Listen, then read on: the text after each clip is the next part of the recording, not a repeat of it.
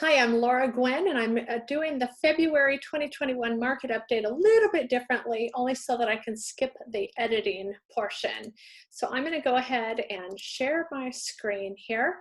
I had a client request this information today, and to bypass the editing process, we're going to do it this way. If you want to reach me or any information that I'm giving you in terms of data, please remember that this is my blog and articles get updated every single day. And you can find that at lauragwyn.com. And then there are also free buyer and seller guides up here in the upper right-hand corner. And then we also have those available in Spanish and Russian as well. There's buyer, seller, and millennial guides. There are videos and articles. And then to locate us and look for property in MLS, you can go to our website, lauragailgwynproperties.com. So it's either my name for the blog or my company name for our actual company website. To book an appointment with me by phone or in person or via Zoom, it's calendly.com/Laura Gwyn. So just so you know, we pay and provide 2 MLS accesses. Paragon is the local website, the local MLS system here in the Mid-Willamette Valley. Our MLS is Portland, east, below us, south, and then up around the coast. We also run an off-market database for all of our clients. We use FEMA flood map tools. And then, of course, you always have your school boundary information. And so I'll be referencing some of that today in our market update, because the #1 complaint that I have people saying is, oh my gosh, Laura, I can't find a house. And so I have solutions for that, and we're going to cover that here at the end. But just to kind of talk about where we've been and where we're headed, existing home sales totaled 5.64 million in 2020. That's up 5.6% from 2019, and the most since before the Great Recession. So if you've been following me, or if you're looking at this for the first time, please know that during 2020, the pandemic did not slow down sales at all. We had record sales even with the pandemic, and in Oregon here, we're locked down pretty tight. And we do have safe practices for selling compliantly. Our transaction forecasts for 2020, here are our numbers, and here they are for 2021. They're going to be up. Fannie Mae, National Association of Realtors, and the Mortgage Bankers Association are all predicting increase in sales, and we have the stats as to why, and we're going to cover that here shortly. The 2021 home price forecaster. So what we just covered was sales. We know sales are going to be up, and then the home price forecaster is also going to be up. So for those of you that are waiting, thinking that prices are going to adjust, please know that they are not going to. The National Association of Realtors are predicting that prices are going to be up 6%, Zellman up 6%, Realtor.com 5.7%, Freddie Mac 5.3%, Mortgage Bankers Association 5.1%, Fannie Mae 4.2%, CoreLogic 2.9%. So if you hear me say in conversation, we know that home prices are going to be up at least 5%, that's because we're taking the average of all 7. And they study houses and money for a living. And they've been right so far, so we trust them. We know that they're going to be up. Prices are still going to continue to increase. But appreciation overall will be down, because we were at 9 and 11%. So that's why when you hear in the media that they say it's going to be down, it's down from where it was, but it's still going to be up about 5%. Mortgage rates are a hot topic. Everybody's talking about them. So we're going to look here in the orange where we've been, and then in the blue where we're headed. And we know right now, I mean, we've just been so blessed. Interest rates are still really low. We're at 3 and below, and they're predicted to just, hit the mid 3s.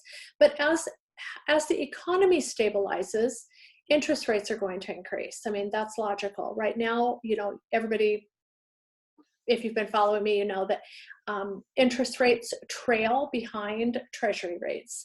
Treasury rates have been going up, but housing rates are still staying consistently low because our economy is not stable. So once the economy starts to stabilize, you're going to see these are going to go up. It's logical. It's historical. We have the data.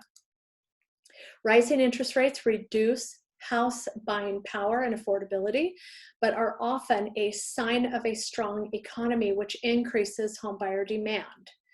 By any historic standard, today's mortgage rates remain historically low and will continue to boost house buying power and keep purchase demand robust. So we know as jobs increase, as people go back to work from the pandemic and the economy starts stabilizing, interest rates are going to start going up. People start getting a little bit concerned about that, but we're going to cover that too. So just here, stay with me. Mortgage rate projections. We've got this down the left-hand column is by quarter, moving out for a year. Across the top here is Freddie Mac, Fannie Mae, Mortgage Bankers Association, and the National Association of Realtors. And then the average of all four, okay? So mortgage rate projections, again, this is just a breakdown for you analytical folks that want the breakdown from the chart I just showed you. And then where will listings come from in 2021? You know, I think that this is really more than any other concern. This is top of mind. This is, you know, I can't sell my house because I have nowhere to go. Well, I have solutions for that, and we're going to cover that today. Some people, you know, there's a lot of different ways the inventory is going to come back to market. So we're going to go through some of those scenarios now. As some people start feeling more comfortable, we're talking about the pandemic, listing their home during the first half of 2021. Others will want to wait until the vaccines are widely distributed. This suggests more inventory will be for sale in late 2021. So let's take the most extreme cautious people.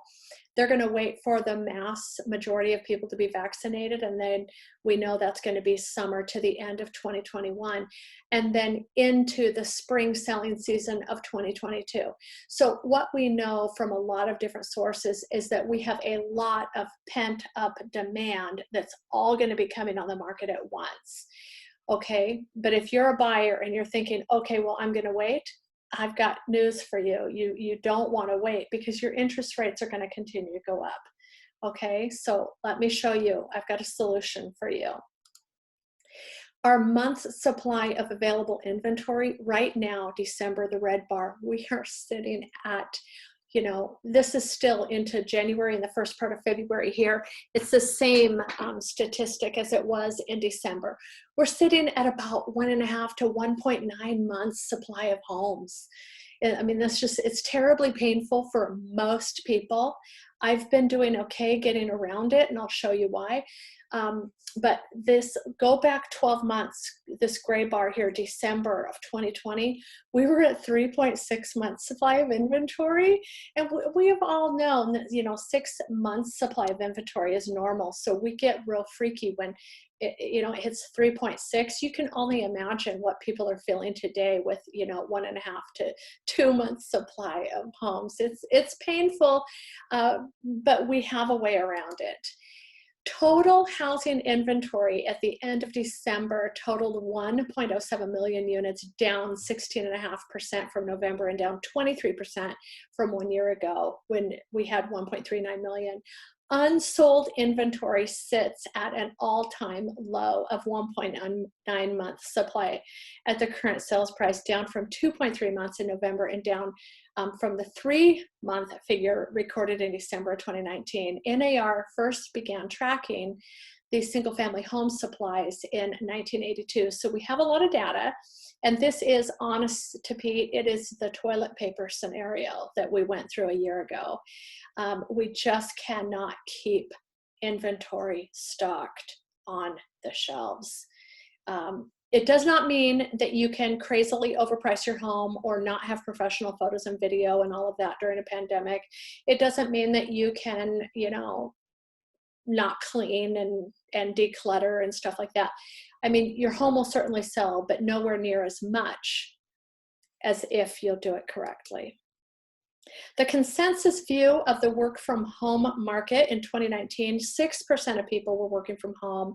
In 2020, 21%. The forecast for this year, 2021, is going to be about 18%. And then next year in 2022 is going to be about 12%. So we know that we're going to, at least, even as people transition back to office and physical work locations, we know that there's going to be a hybrid model of some sort where they continue to work from home and have flex space. And then the other nice thing is that we have a lot of new permits being pulled. We have a lot of new construction in our area. For anybody that's familiar with our market, we have had a lot of builder confidence. New home sales activity, both mortgage applications and home sales, ran at a pace considerably ahead of 2019, showing the ongoing strong growth in housing demand and new residential construction. All of the home applications, that is a future measuring tool that we use, or a leading indicator. We know how many people are applying for home loans, so we know approximately how many homes are going to sell if we can bring the inventory to the market. That provides builders confidence, which they have had, and in our area they definitely have it because of our Santiam Canyon fire. We just, you know, we lost a lot of homes up there. We just have a really serious housing crisis on our hands for a number of different reasons. So our new construction permits are pulled and high, and we have a lot of new construction coming online, and that is also going to free up the inventory concern that a lot of people have. But as it pertains to the pandemic, the top 3 reasons homeowners didn't put their house on the market in 2020, 31% was the traditional financial uncertainty. You know, we'd never really been through a health pandemic before. So people had a lot of financial uncertainty. And then, of course, 25% had COVID health concerns. And then 34% of people really just felt that life was too uncertain. All 3 of these, you know, I tell people all the time, I've got the pulse of the market. Statistically backed by data, nationally as well as locally, and then I'm also out in the street, so I feel like I've got a good handle with the large communication that I have with people, both on social platforms as well as on the streets, on Main Street.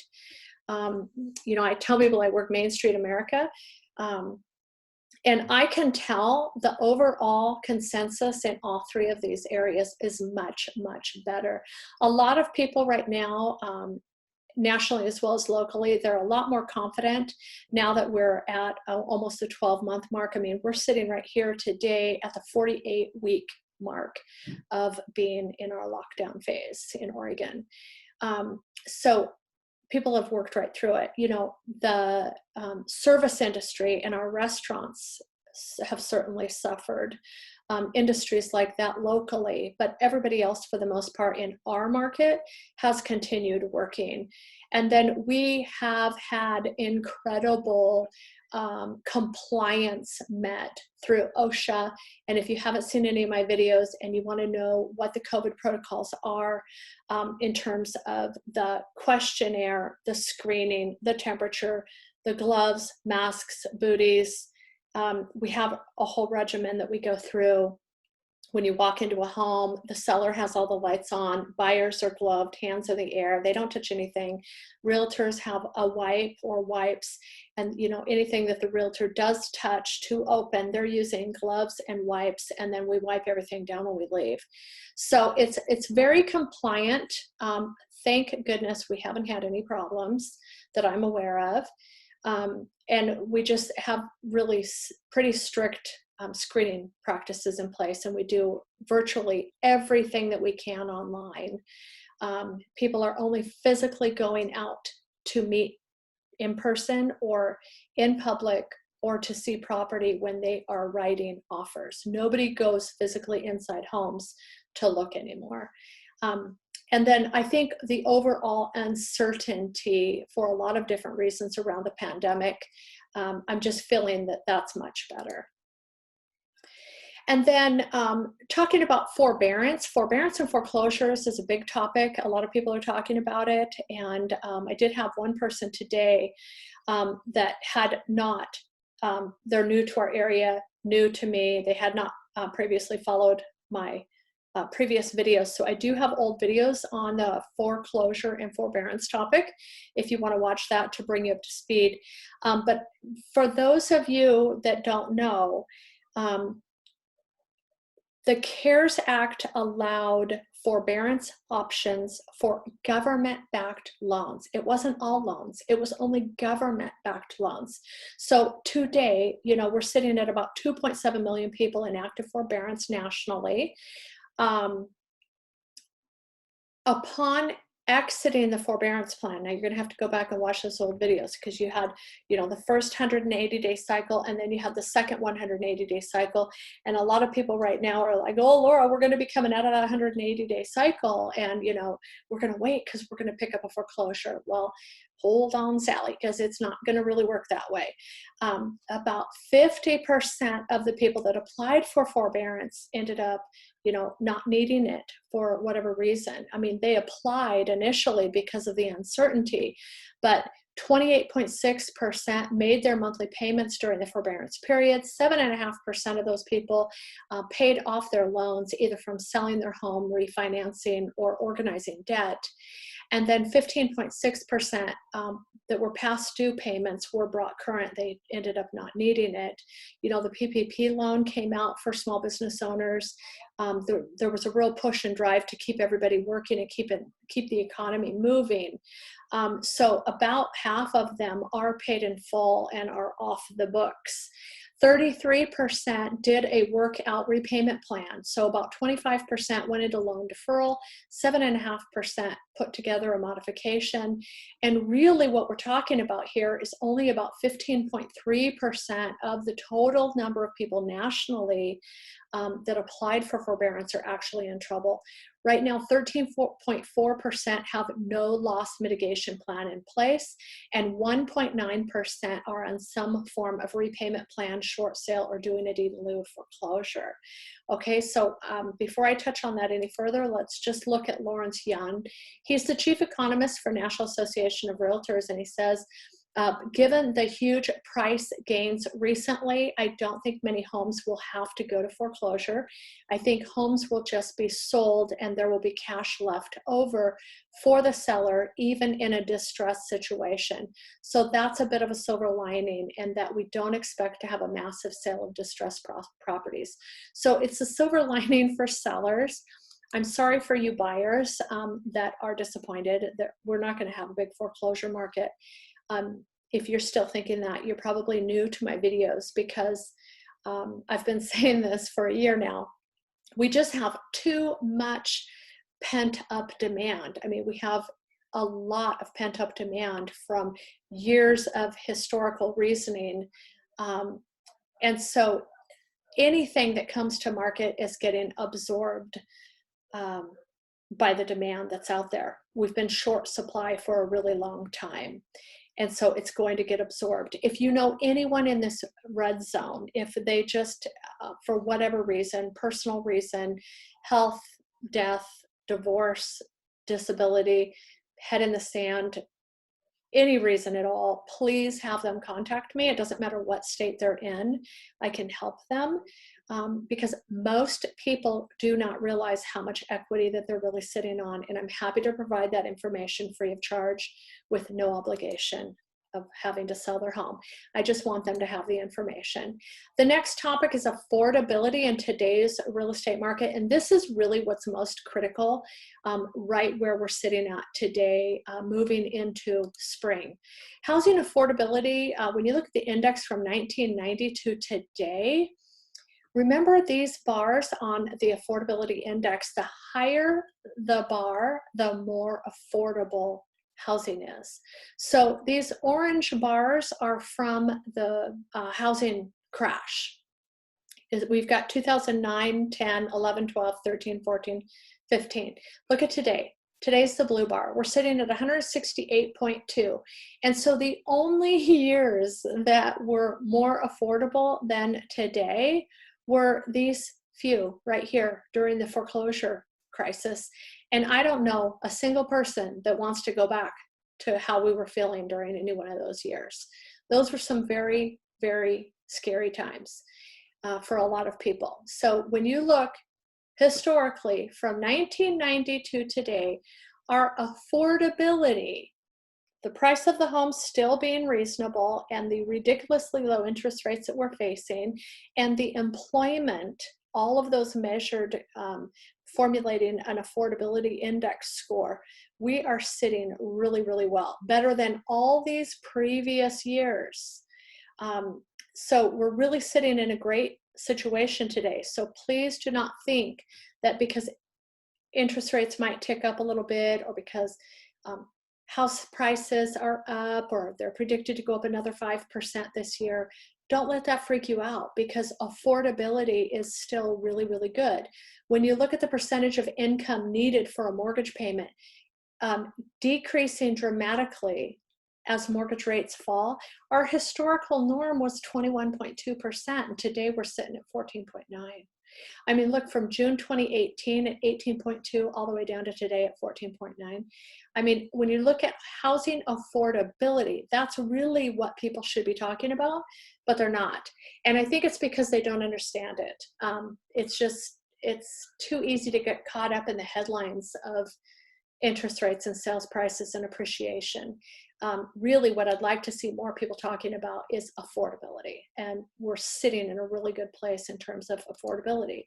When you look, this graph, just to use numbers, we used a 30-year fixed rate mortgage, Freddie Mac's average monthly rate. It does not include taxes and insurance. We're just talking about principal and interest. National home buyers' typical mortgage payment. This is inflation adjusted monthly payments that buyers commit to. Today, we're sitting at an average of about $826 a month for their monthly mortgage payment. And in years past, look, January 2000, $1,100, June of 2006, remember before the crash, $1,309. And then January 2012, it was $575. That was the only time that it was lower than today. June 2018 and June 2019, I mean, we're sitting in a really good place today. It's just really good on a lot of different reasons. So I would highly encourage you, if you are thinking about buying or selling, talk to me and I will give you advantages that you need to be looking out for yourself, for your category, whether you're a buyer or a seller, because both of those scenarios are different, and I'm trying to make this video for both. Once you include the equity benefit of price appreciation, owning made more financial sense than renting in 48 out of 50 top markets, with the only exceptions being San Francisco and San Jose. So if you have to rent temporarily, it's okay. That's understandable. Just know that you don't want to continue making your owner's payment for them and building their equity versus building your own any longer than you have to. As I said on my blog, the seasonal guides are always going to be found in the upper right-hand corner. If you want stats, if you want to see where I got the information, I always cite my sources. Everything that I say is available to you. So I would just encourage you to please book an appointment with me. Rest assured that we don't do anything passively. If you are looking for a realtor, make sure that they use at least the 2 MLS systems. We've got the local MLS, the Portland, and the RMLS system. We have an offline database for our buyers to choose from. We always search FEMA and school boundaries and other things as well. How many minutes am I at? I can't tell. To give you an example, I sold a house this weekend for a couple that it hadn't even come on the market yet. And so you are not limited to just the homes in MLS. They had just started working with me. I had explained the program and how it was going to go, and we started it, and they just quickly, like 1 week into looking themselves at active listings online, they quickly determined and experienced firsthand how frustrating that is, because they either got junk, they were feeling like they always got the leftovers, or they were always competing and the prices were being driven up. And that's what a lot of sellers do, is they'll leave the listing open for 1 week and allow, highest and best, and then they choose. And best isn't always highest, and that's another conversation. But what we did is they were looking at all the active listings I was sending them. I was looking at all the off-market databases, which you've got for sale by owner, expired listings, you've got all my past customers, centers of influence, everybody, the pre-listings that we know that they're getting ready to come on the market. And so you can look like just one of those. I'm just going to give you an example. The pre-listings. Look at those pre-listings. Have your realtor look at those pre-listings that are in MLS, and cyber stalk those houses. Look at the old listings. Search the address online. Find the old rental files. I cannot even tell you how many times I have put offers together subject to the home looking like the interior photos from MLS number blah, blah, blah. I just pull when they bought the home, and I just say, it's got to be in better condition as that, or it's got to be in the same or better condition as the last rental file that you had online. And I cite, the MLS number. So we were able to pick up a house this weekend without competing before it came on the market. And the whole idea is you find out what the seller wants and what the buyer's willing to do, and you put the terms together. It's total terms, total package. It's not just the price. It's when does the seller want to close? Where does the listing agent want to close in terms of their escrow company? Do they want cash, terms, or a loan, or a combination of all three? Do they want the buyer to buy it as is?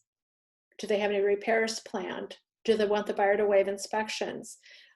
There's just so many different variables that can be taken into consideration to really write a good offer. But the idea is to write the offer so that it's best for both parties. And when you can get both people to come to the table and put a deal together, everyone's happy. And that's really what it's about, is happiness, peace, and tranquility, and a lot of hustle. So you guys, let me know if if you have any more questions, or if I have any other services that I haven't covered that you'd like more detail on. Again, you can just schedule that on my Calendly link at calendly.com/Laura Gwyn. Have a great day.